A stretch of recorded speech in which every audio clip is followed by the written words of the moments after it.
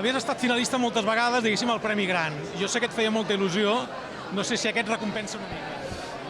Jo crec que sí, i més que potser ser guanyador del millor esportista de Terrassa, sincerament perquè al final jo crec que la trajectòria d'un esportista es valora en moments i jo n'he tingut molts. Llavors valoro molt més haver pogut tenir una carrera esportiva tan llarga de 23 anys que no potser anar a uns Jocs Olímpics o ser finalista d'una gran competició internacional i haver-me de retirar al poc temps. Llavors, no desmereixo ni molt menys allò, és algo que sempre he buscat i tampoc he aconseguit, però si ho poso en una balança, això tira molt més i més a Terrassa, que és la ciutat que m'estimo i que m'ha estimat molt. Tu que has presumit i has venut terrassenquisme, doncs clar, que la ciutat es reconegui d'aquesta manera, doncs fa il·lusió, no?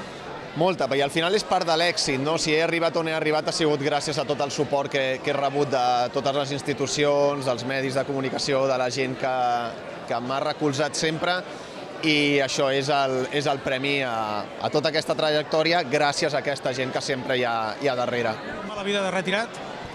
Bé, a vegades amb dentetes, costa fer aquest canvi de xip, he fet algunes competicions més amateurs, però no he assimilat al 100% el que ja no puc estar amb aquell nivell i estic amb algunes molèsties que són aquestes les que m'estan dient que freni, i ara sí que he fet una miqueta més de peron, vull fer altres esports, vull passar-m'ho bé sense pressió, he començat ara a jugar una miqueta a bàsquet, l'esport que vaig deixar en el 99 a nivell de veterans, o sigui que estic feliç, estic content i estic fort, no estic cansat com estava anys enrere.